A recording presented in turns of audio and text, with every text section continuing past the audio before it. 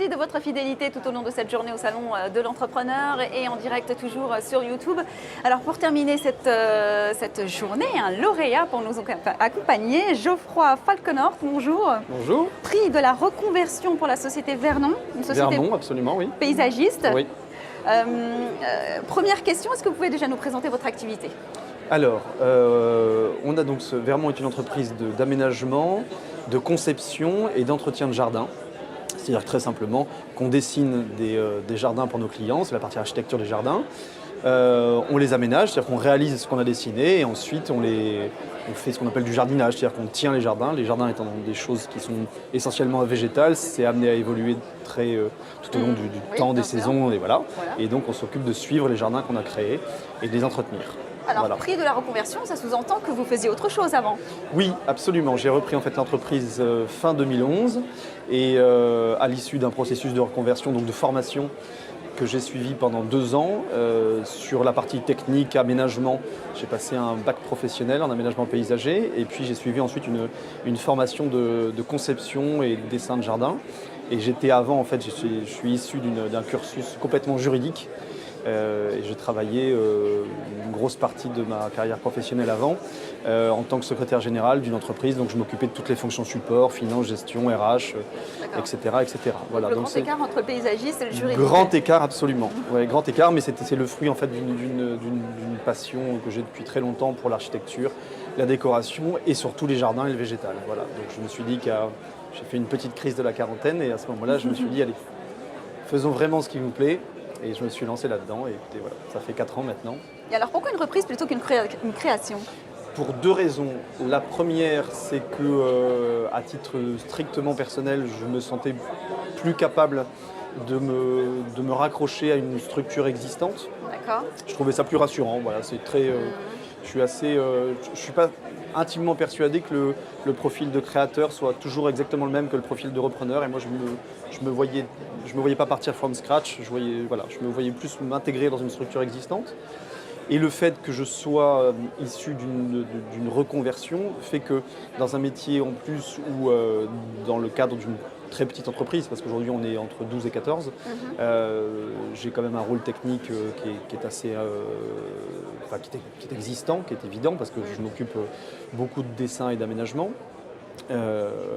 Je trouvais très important que je puisse m'entourer de compétences existantes techniques, ce qui est le cas donc dans l'entreprise, parce que on a des équipes d'entretien, des équipes d'aménagement, on a créé et structuré un bureau d'études pour m'aider aussi sur toute la partie conception. Donc voilà, c'est le fait de pouvoir avoir une assise assez large pour pouvoir avoir des vrais techniciens avec qui travailler et collaborer. Voilà. Alors, le prix de la reconversion, on le rappelle, c'est via le concours CERA, c'est dans Repreneur d'affaires. Oui. En quoi votre projet est-il particulier, atypique ? Quelle valeur ajoutée ?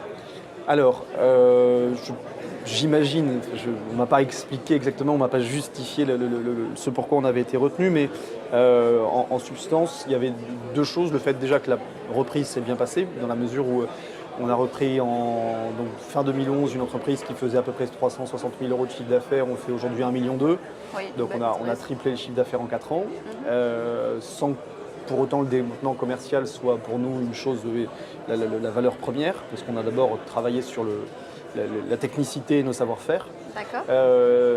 Et puis la deuxième chose, je pense que c'est justement la notion de grand écart. Dans ce prix de la reconversion, c'était un peu la notion de grand écart entre passer du bureau au jardin, d'un travail qui était très, sans que ce soit d'ailleurs péjoratif, mais oui, très administratif, à quelque chose qui était très, même sur des métiers qui n'ont absolument rien à voir, parce que j'étais vraiment sur la technique administrative et là je suis dans le jardin. Quels sont les arguments sur lesquels vous avez capitalisé justement pour remporter ce prix ?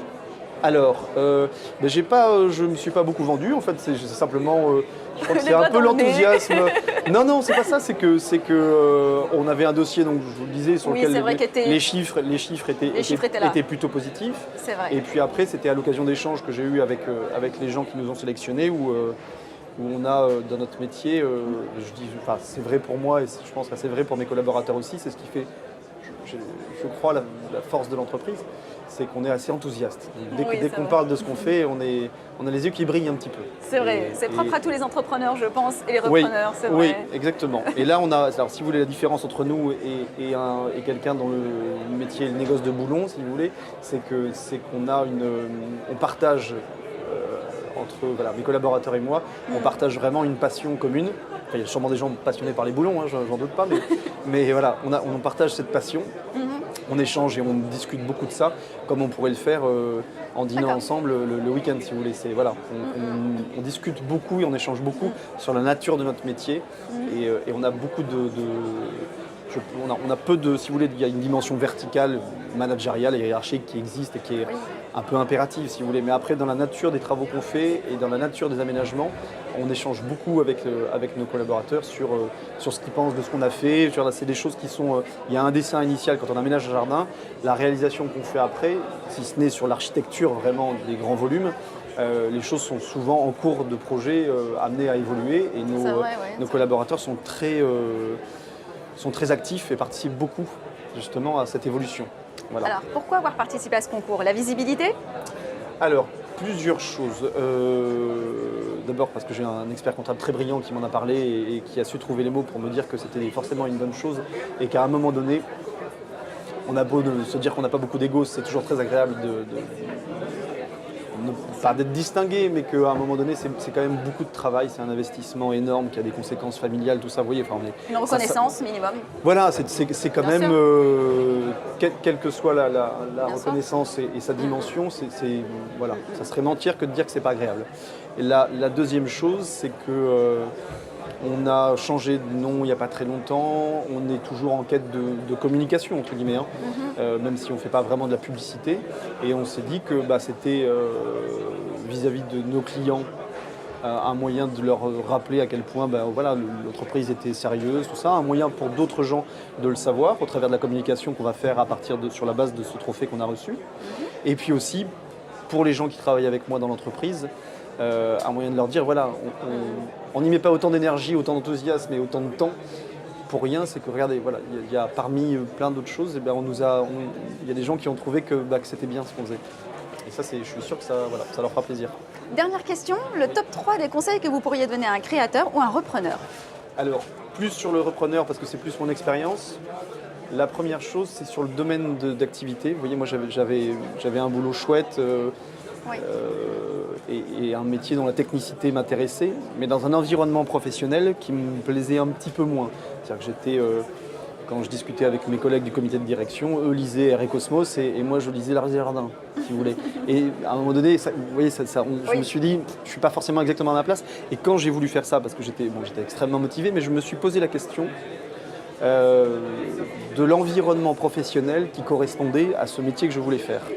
Je me suis dit, voilà, est-ce que la typologie de clients, les rapports qu'on a avec ces clients-là, le type de fournisseur qu'on a, est-ce que cet environnement-là me plaît? Est-ce que les codes culturels qui vont avec me plaisent? Et la réponse a été tout de suite oui, et ça se vérifie tous les jours. Donc, je suis bien dans mon métier et je suis bien dans mon environnement professionnel. Et ça, c'est un gage, à mon avis, une clé de réussite. L'autre chose, quand on a pour cible une entreprise, c'est de ne pas s'arrêter aux chiffres. C'est-à-dire de ne pas regarder que le bilan chiffré d'une entreprise parce que certes, ça veut dire des choses, mais si vous prenez l'entreprise que j'ai repris, sur les chiffres, elle n'aurait pas valu grand-chose. Et j'ai repris une vraie pépite, parce que c'était une vraie mine d'or, parce qu'il y avait des collaborateurs qui demandaient qu'une chose, c'était d'exploser dans ce qu'ils faisaient, des clients qui nous demandaient qu'à ce qu'on leur propose d'autres choses. Donc voilà, de ne pas s'arrêter à un bilan, parce que ça ne reflète pas toujours la réalité d'une boîte. Et la troisième chose, c'est, je vais essayer de la trouver parce que je n'y ai pas pensé, mais la troisième chose, peut-être oui, de croire un peu à sa bonne étoile. Il faut être un peu, voilà. D'accord. Il faut être enthousiaste, y croire et être bien acharné. Merci beaucoup d'avoir répondu à nos questions. La passion, vous l'aurez compris, c'est le maître mot. Excellente soirée à tous.